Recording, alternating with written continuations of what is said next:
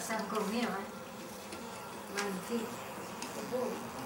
But this is funny because this is a non-fiction film with a sort of rough aesthetic, but this is the only, let's say, stage image we did of this film.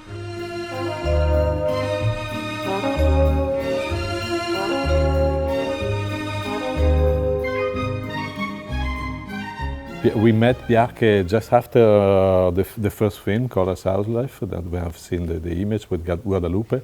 And he saw the film, he liked the film, so he called us and say, I would like to make film in my new building that is the Height House in Copenhagen. So he invited us to Copenhagen to see the building and because he wanted to make a film about the building. So we went there and we visited the building with him, you remember? But no one, it was just finished, so no one was living inside. So the building was quite brand new, but completely empty.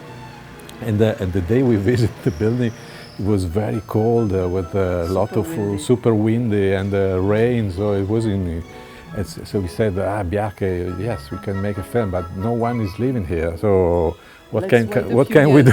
What can we do? We want to make films with people, the relations, the people they have with the building and the architecture. So there's no one here. It's so just empty. Just to say that, yeah, from the beginning we've never been interested in empty space. We want just understand what the people experience with the space. So we said, okay, maybe let's come back 2 years later. So I said, I think it was 5 years later. 5 years later that we met him again, and he said, now it's full, so it's time to go there.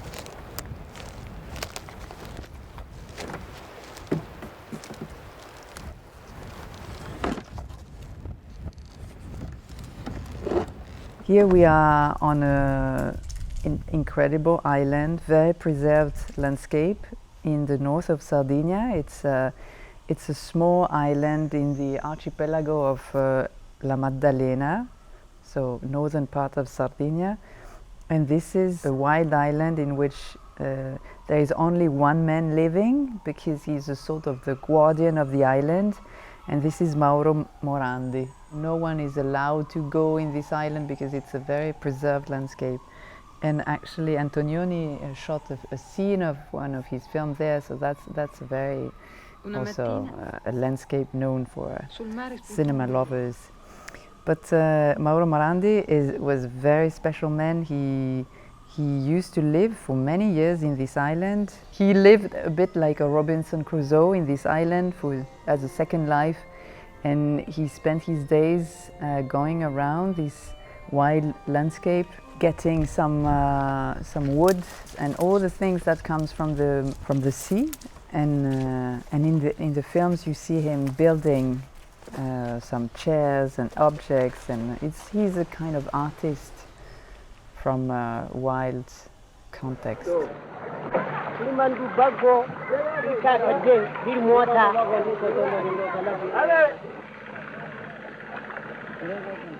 We are great admirers of the films of Jean Rouch.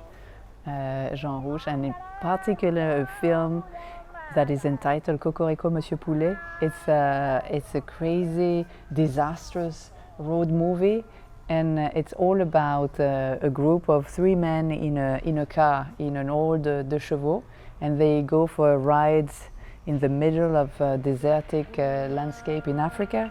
And a lot happens, disasters. They have to cross a river with hippopotamus. they lose anything, etc. But the film is it's not about where they go, but it's about the difficulty of this itinerary. And it's a film we remain so attached to, and so we loved it so much. And this film is the one that really refers the most to Rouch and this Cocorico Monsieur Poulet film. It's not a film about Ryu Nishizawa's work and career, etc. It's a drift, either through the city, but also through memories, emotional memories, places he likes, etc. And his relation to his Giulietta, to his car. So the car is one of the main characters of the film. Does your Julia like rain? Or is she... No, not much. No, she doesn't want to drive. Oh, yes, So, I don't see anything that I should drive safe. So now we are in Bangkok. I think, I don't know how many images there are here, but it's a bit of a tour of the world. Yes, many cities. Many cities, many cultures, many encounters. Let's say that we make our films out of people we meet and all over the world. And this is Boonserm Premtada. Boonserm is an amazing person. He's an architect working and living in Bangkok, and this is the house he made for himself. And we made this film while he was finishing the house. The house is not yet finished. We see it a bit rough here. It's amazing. Boonserm is mostly deaf, and so he explained us during the day, and we go through not only his project but also his life story.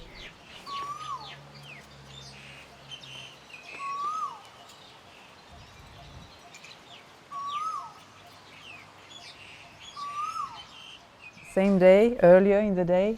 It's what time? We asked, actually, we asked Boonserm and his wife Paula to bring us around the city of Bangkok. We had a tour of Bangkok, several places. And at noon, we entered in a car. We didn't know where we were going, and half an hour later, we arrived at the airport. And say, what do we have to film in the airport? No, we are not filming in the airport. We are going in the center of Thailand. What? Yeah, we take northeast. Center northeast. And he said, yeah, we are going to a building, a very interesting building in this place that 1 hour flight from Bangkok. Wow! So we took in the same day. We had to make the film in just during the day. So in the middle of the day, we took this flight, and we went to this place, incredible place that he built it for the hottest region of the hottest. Thailand. So it was super hot in Bangkok, but we went in the hottest one. It was extreme. That is a building that he made for elephants, for a community that work with elephants. They have elephants. This project was a sort of life-changing project for Boonserm, I think, because in the film we entitled it Big Ears Listen with Feet, because it refers to how elephants listen, because it's quite strange. This animal, it's paradoxical, because you would think that elephants have these so huge ears and they would listen very, very neatly, but actually they don't hear very well. They don't hear very well with their ears. They hear mostly through the vibration, through their feet. These animals are incredibly sensitive to their feet, and they could really feel all the vibrations through the ground. So that's why they were also used during wars, in order, because they could feel if other like armies and elephants were coming from far away, so they could also warn that the enemy was arriving. And so Boonserm feels quite connected to the way elephants feel and sense the sound, because he also has to connect with vibration.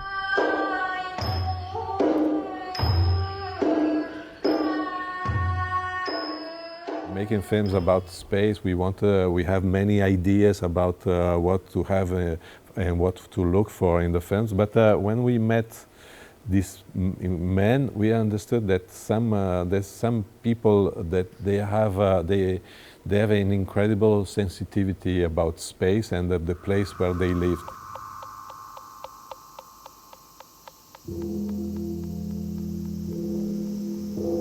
Moriyama-san is very interesting case, because he spends all the day, all the time, just finding the good relationship with space. What is a good relationship with space? Is he lives 100% in the place where he is. That in his case is always the house, because he never goes out of this house or the neighborhood. And he find all the time, for everything he does, like in this case, reading a book, he tried to find the best place for the alchemy, the best alchemy with the space. Yeah, but maybe to give a bit of context, this is Moriyama-san is a sort of enlightened amateur of architecture, but also of experimental music, of cinema, literature, philosophy. He is really the amateur in the most beautiful sense of the word. And he lives, he commissioned Ryu Nishizawa from Sana a house which becomes an experiment. So he is the object of an experiment of architecture, and he's part of it. I mean, his life is entirely experimental. He lives in this house, which is a sort of explosion of the idea of house in 10 little cubes.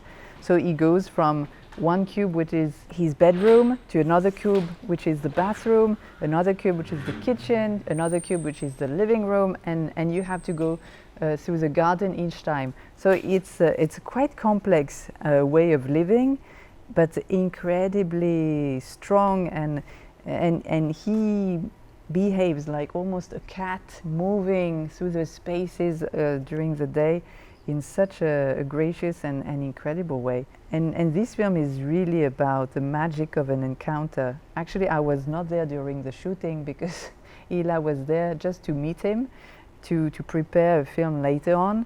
But this also talks a lot about how we make the films, that Ila, when he met Mr. Moriyama, they stopped in this basement where he has an incredible collection of discs about noise music, Japanese noise music. And when Ila saw all these discs about Japanese noise music, a genre he likes a lot, they looked at each other and said, okay, maybe we have something in common.